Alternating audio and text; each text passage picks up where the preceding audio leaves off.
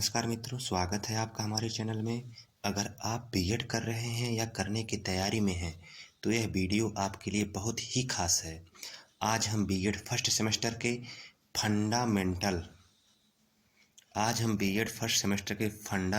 Of education वाले पूरे question paper को बहुत ही आसान और समझने योग्य भाषा में समझने वाले हैं।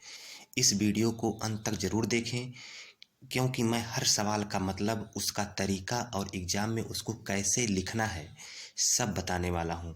अगर आप पहली बार हमारे चैनल पर आए हैं तो वीडियो को लाइक और चैनल को सब्सक्राइब ज़रूर करें। पेपर में क्या क्या है? पेपर में क्या क्या है मित्रों? पेपर में तीन सेक्शन हैं। पेपर में तीन सेक्शन हैं, ए, बी और सी। हर सेक्शन की शब्द सीमा अलग अलग है। ये जो सेक्शन है ए, बी और सी, इन तीनों की शब्द सीमा अलग अलग है। मित्रों, ये जो सेक्शन ए है, इसके प्रत्येक प्रश्न को 150 शब्दों में लिखना है। सेक्शन ए के प्रत्येक प्रश्न को 150 शब्दों में लिखना है और सेक्शन बी के प्रत्येक प्रश्न का उत्तर जो है 400 शब्दों में लिखना है। सेक्शन बी के प्रत्येक प्रश्न का उत्तर 400 शब्दों में लिखना है। और सेक्शन सी के मित्रों प्रत्येक प्रश्न के उत्तर को 800 शब्दों में लिखना है। कितने शब्दों में लिखना है? 800 शब्दों में लिखना है। मित्रों, ये तीनों सेक्शन कुल मिला करके 75 अंक के हैं। ये तीनों सेक्शन कुल मिला करके 75 अंक के हैं। अब हम एक एक करके सारे सवालों को आसान भाषा में समझते हैं। सेक्शन ए यानी कि छोटे सवाल। इस सेक्शन के प्रत्येक प्रश्नों के उत्तर को 150 शब्दों में लिखना है। पहला प्रश्न है, शिक्षा का शाब्दिक अर्थ क्या है? लिखिए। इसको आप लिख सकते हैं, कुछ इस तरह से लिख सकते हैं कि शिक्षा शब्द का मतलब है सीखना, समझना और अपने अंदर की क्षमता को बाहर लाना आदि। एक का बी है, यानी प्रश्न नंबर बी है, प्राथमिक शिक्षा के उद्देश्य। इस पर टिप्पणी लिखना 150 शब्दों में। प्राथमिक शिक्षा के उद्देश्य, इसमें कुछ आप ऐसे लिख सकते हैं कि प्राथमिक शिक्षा का मतलब है बच्चों की पढ़ाई की शुरुआत। इसके उद्देश्य हैं बच्चों को पढ़ना लिखना सिखाना, गणित के आसान नियम सिखाना, अच्छे संस्कार देना, दिमाग को विकसित करना, सीखने में रुचि पैदा करना आदि। अब हम सी पर चलते हैं। सी कह रहा है कि राष्ट्रीय माध्यमिक शिक्षा अभियान को स्पष्ट कीजिए। 150 शब्दों में हमें इसका उत्तर लिखना है। राष्ट्रीय माध्यमिक शिक्षा अभियान को स्पष्ट कीजिए। इसमें आप उत्तर इसका लिख सकते हैं कुछ इस प्रकार से, सरकार की वो योजना जिससे कक्षा 9-10 की पढ़ाई सभी बच्चों तक पहुंच सके। सरकार की वह योजना जिससे कक्षा 9-10 की पढ़ाई सभी बच्चों तक पहुंच सके। इसमें स्कूल सुधार, लैब, कंप्यूटर, शिक्षक सुविधाएं आदि पर काम किया जाता है।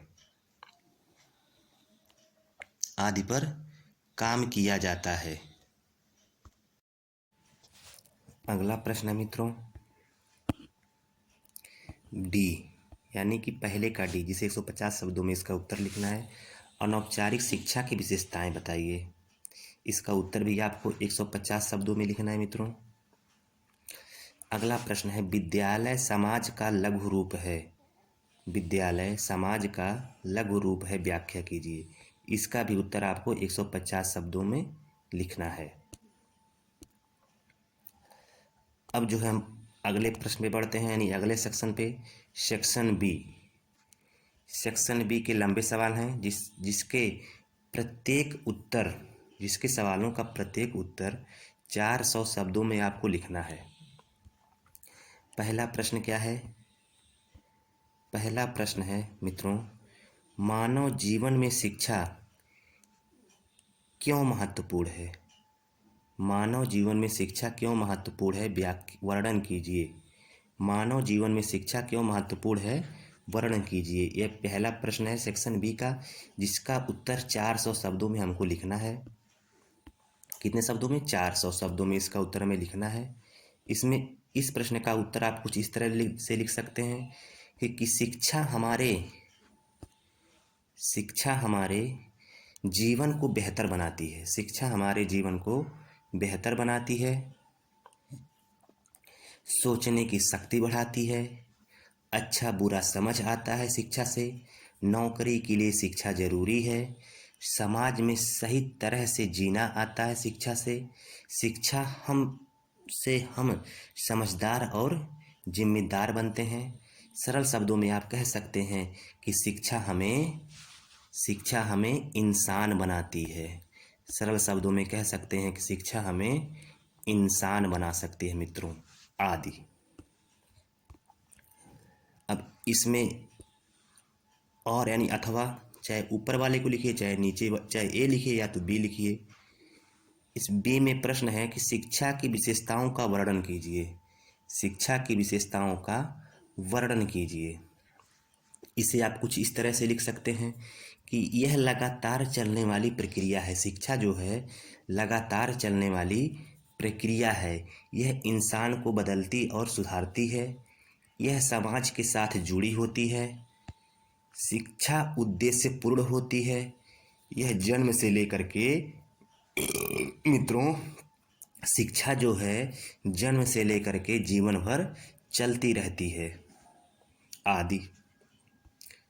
अब प्रश्न नंबर 3 है, 3 का ए। इसमें कह रहा है कि शिक्षा त्रिमुखी प्रक्रिया है, स्पष्ट कीजिए। शिक्षा त्रिमुखी प्रक्रिया है, स्पष्ट कीजिए। इसका उत्तर आप कुछ इस तरह से लिख सकते हैं कि शिक्षा जो है 3 चीज़ों से मिलकर बनती है। शिक्षा 3 चीज़ों से मिलकर के बनती है। शिक्षक, विद्यार्थी और समाज। शिक्षा 3 चीज़ों से मिलकर बनती है। शिक्षक, विद्यार्थी और समाज। इन तीनों के बिना शिक्षा अधूरी है। इन तीनों के बिना शिक्षा अधूरी है, आदि। मित्रों अगला प्रश्न है बी। ये क्या है? ये प्रश्न कह रहा है कि ज्ञान की अवधारणा की विवेचना कीजिए। ज्ञान की अवधारणा की विवेचना कीजिए। इस प्रश्न के उत्तर को आप कुछ इस तरह से लिख सकते हैं कि सही जानकारी प्लस समझ प्लस अनुभव। ज्ञान हमें रोजमर्रा की समस्याएं हल करने और सही निर्णय लेने में मदद करती है। ज्ञान हमें रोजमर्रा की समस्याएं हल करने और सही निर्णय लेने में मदद करती है, आदि। कुछ आप इस तरह से इसका उत्तर लिख सकते हैं मित्रों। अगला प्रश्न है प्रश्न नंबर 4 का ए। इसमें प्रश्न है शिक्षा और शिक्षण में अंतर बताइए। शिक्षा और शिक्षण में अंतर बताइए। मित्रों जो शिक्षा होता है, शिक्षा बड़ा शब्द है, जीवन भर चलती है, लेकिन शिक्षण, शिक्षक द्वारा पढ़ाना, यह कक्षा तक सीमित होता है। अब आगे है बी। आधुनिक भारत में परिवार का बच्चे की शिक्षा में क्या योगदान है, विवेचना कीजिए। आधुनिक भारत में परिवार का बच्चे की शिक्षा में क्या योगदान है, विवेचना कीजिए। बच्चे की शिक्षा में परिवार का योगदान, इसे आप लिख सकते हैं कि परिवार ही मित्रों बच्चे का पहला स्कूल होता है। ये जो परिवार होता है मित्रों, ये बच्चे का पहला स्कूल होता है। परिवार से ही बच्चा भाषा, व्यवहार, आदतें, संस्कार, सोच, सब सीखते हैं। परिवार से ही बच्चे मित्रों भाषा, व्यवहार, आदतें, संस्कार, सोच आदि सीखते हैं। अगला प्रश्न है, शिक्षा में जनसंचार शिक्षा में जनसंचार के माध्यमों की भूमिका का वर्णन करिए। शिक्षा में जनसंचार के माध्यमों की भूमिका का वर्णन करिए। मित्रों, शिक्षा में जनसंचार माध्यमों में की भूमिका टीवी, मोबाइल, इंटरनेट, रेडियो, ये हमें जानकारी, खबरें, शिक्षा सामग्री तुरंत देते हैं, शिक्षा को आसान बनाते हैं। अगला प्रश्न है 5वां का बी। इसमें कह रहा है कि व्यक्तिगत मूल्यों और व्यावसायिक मूल्यों के बीच संबंध की विवेचना कीजिए।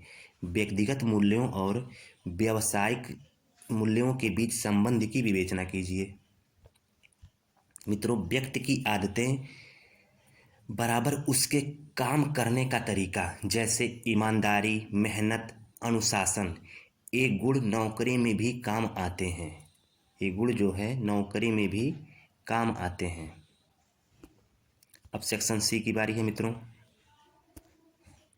बहुत लंबे सवाल हैं ये, इनके उत्तर जो हैं आपको 800 शब्दों में लिखना है। इस सेक्शन के यानी सेक्शन सी के प्रत्येक प्रश्न के उत्तर को आपको 800 शब्दों में लिखना है। पहला प्रश्न क्या है? पहला प्रश्न है, लोकतंत्रात्मक राज्य में राज्य के शैक्षिक कार्यों का वर्णन करिए। लोकतंत्रात्मक राज्य में राज्य के शैक्षिक कार्यों का वर्णन कीजिए।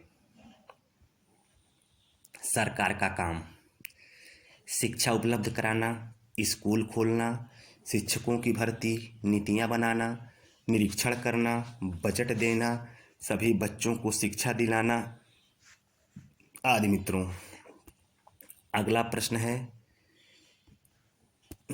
शिक्षा के सक्रिय और निष्क्रिय अभिकरणों का उदाहरण सहित विवेचना कीजिए। शिक्षा के सक्रिय और निष्क्रिय अभिकरणों का उदाहरण सहित विवेचना कीजिए। मित्रों, सक्रिय और निश्चल शैक्षिक अभिकरण। सक्रिय, स्कूल, शिक्षक, दोस्त ये सीधे पढ़ाते हैं। स्कूल, शिक्षक और दोस्त ये सीधे पढ़ाते हैं। निश्चल यानी पैसिव, परिवार, समाज और मीडिया ये बिना पढ़ाए भी बहुत कुछ सिखाते हैं। निष्क्रिय में मित्रों आएगा परिवार, समाज और मीडिया, ये जो है बिना पढ़ाए ही जो है हम लोगों को बहुत कुछ सिखाते हैं, बहुत कुछ सिखाते हैं। अब अगला प्रश्न है प्रश्न नंबर 8। हमारी शिक्षा व्यवस्था में हमारी माध्यमिक शिक्षा संबंध कड़ी है। क्या लिखा है? सबसे आवश्यक कड़ी है और उसमें तत्काल सुधार किए जाने की आवश्यकता है, समीक्षा कीजिए। प्रश्न नंबर 8 कह रहा है, हमारी शिक्षा व्यवस्था में हमारी माध्यमिक शिक्षा सबसे निर्बल कड़ी है और उसमें तत्काल सुधार किए जाने की आवश्यकता है, समीक्षा कीजिए। मित्रों, खराब सुविधा, माध्यमिक शिक्षा की जो समस्याएं हैं वो क्या है? खराब सुविधा, प्रशिक्षित शिक्षक नहीं, पुराना सिलेबस, छात्रों का ड्रॉप आउट, पढ़ाई की गुणवत्ता कम, इसमें सुधार बहुत जरूरी है, इसमें सुधार बहुत जरूरी है। अब हम लोग पहुंचते हैं प्रश्न नंबर 9 पे। प्रश्न नंबर 9 क्या है? भारत में अध्यापक शिक्षा की प्रमुख समस्याओं का उल्लेख कीजिए। भारत में अध्यापक शिक्षा की प्रमुख समस्याओं का उल्लेख कीजिए तथा उसके समाधानों के लिए सुझाव दीजिए। शिक्षक शिक्षा की समस्या और समाधान। मित्रों, समस्याएं क्या क्या हैं? खराब प्रशिक्षण, प्रैक्टिकल की कमी, खराब प्रशिक्षण, शिक्षक की कमी, प्रैक्टिकल की कमी, तकनीकी का अभाव, पुरानी किताबें, ये सब क्या है, समस्याएं हैं। अब हम समाधान की बारी आती है। समाधान में जो है आधुनिक प्रशिक्षण, नियमित वर्कशॉप, आईसीटी का उपयोग, प्रैक्टिकल बढ़ाना आदि। मित्रों, यही प्रश्न है जो आपके आने वाले एग्ज़ाम के लिए बहुत ही महत्वपूर्ण है। मित्रों, उम्मीद है कि आपको ये वीडियो, यह पूरा पेपर बिल्कुल आसान भाषा में समझ आ गया होगा। अगर यह वीडियो आपकी पढ़ाई में मददगार लगा हो तो इसे लाइक ज़रूर करें, अपने दोस्तों के साथ शेयर करें और चैनल को सब्सक्राइब करना बिल्कुल मत भूलिए, क्योंकि आने वाले वीडियो में मैं आपको प्रीवियस ईयर पेपर्स के सॉल्यूशंस और बीएड की कंप्लीट तैयारी सब कुछ आसान और सरल भाषा में देने वाला हूँ। तो जुड़े रहिए हमारे चैनल के साथ। मिलते हैं अगले वीडियो में। तब तक पढ़ते रहिए, सीखते रहिए और आगे बढ़ते रहिए। Thank you so much.